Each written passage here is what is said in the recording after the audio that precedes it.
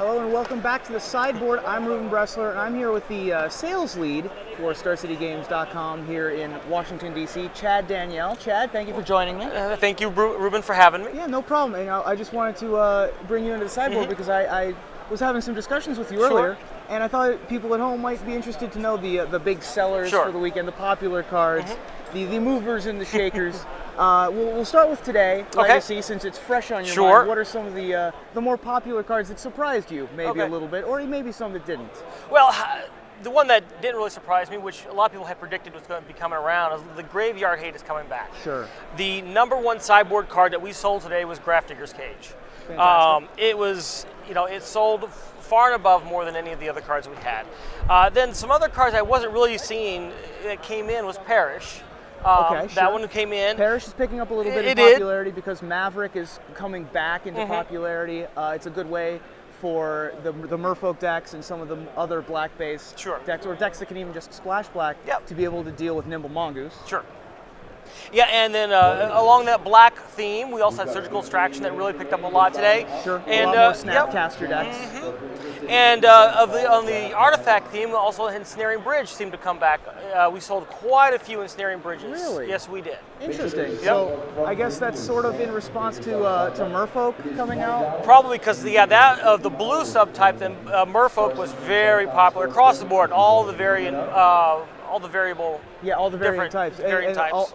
Many of the Star City pros, Star City Blue and Black were playing Merfolk today. We also saw Evan Irwin playing on camera earlier.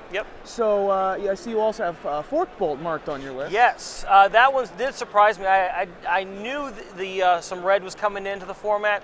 I was surprised the number of Forkbolts that we sold, and they sold quickly. It's sort of been in and out of the Rug Delver deck, but it's picking back up in popularity again because of Merfolk. Sure, when you got a lot of small creatures to deal with, it's nice to be able to take out a lot of them at one time. Now, another one you have written down here is Fairy Macabre. Yep. That's an interesting one. What do you think? Well, I mean, it's Grave Hate, sure. It's Grave Hate. Uncounterable Grave Hate, mind you. What's, I wonder what, well, I know it's in the Zoo sideboard to be able to deal with Reanimator, so perhaps people are just wanting to find an uncounterable Graveyard Hate. I would assume so, because you've got a lot of things that are dealing with the graveyard these days. Excellent. Especially with the Rug Delver coming back. You want to be able to get rid of that the counter spell or the specific type to boost the Tarmogoyf for shrink a Knight of the Reliquary a little maybe, but more likely than not to get rid of Gristlebrands. Probably not so much right now, I don't think. And the best part about it, obviously, is it doesn't take any mana. Sure.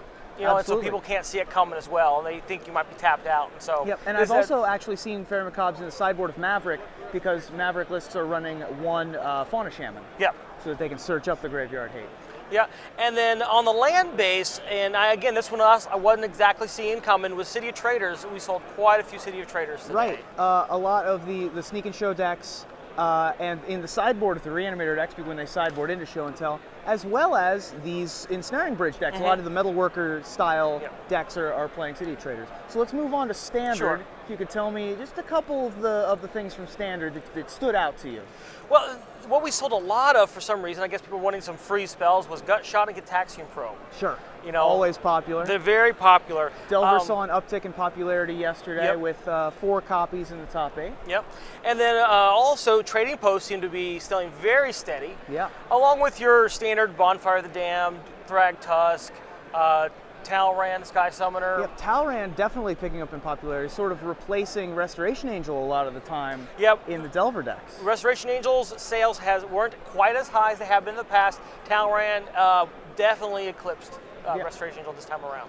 And so last weekend, Elfwave saw a jump in popularity. Did you see a jump in the popularity of any of the Elfwave cards like Elvish Archdruid or Genesis Wave or even Craterhoof Behemoth? Yeah, we have sold some. I would say maybe playset to 2 playsets, 4 to 8 cards-ish. So that could be anywhere between 3 to 4 people probably picked them up depending on how many copies they needed of a given card. And you had just real quickly, one last story. You had an interesting story about your biggest seller of the weekend. One of our biggest sellers of the weekend, ironically, was Palancron. Palancron. Yes, Palancron. But that's a misnomer because it was one guy. It was pretty much one guy. One guy came in and cleaned you out of Palancron. Yep. He said he didn't have them in his area, and he thought that would be a good card to trade with, so he snapped them all up. Yeah, well, I hope you at home can maybe use that information, or at least you found this entertaining. Chad, thank you for joining me in the sideboard. Absolutely, anytime. And we're going to be back for round 4 of Legacy after we toss to a quick deck tech with Eric Brown and his innovative Trading Stacks deck.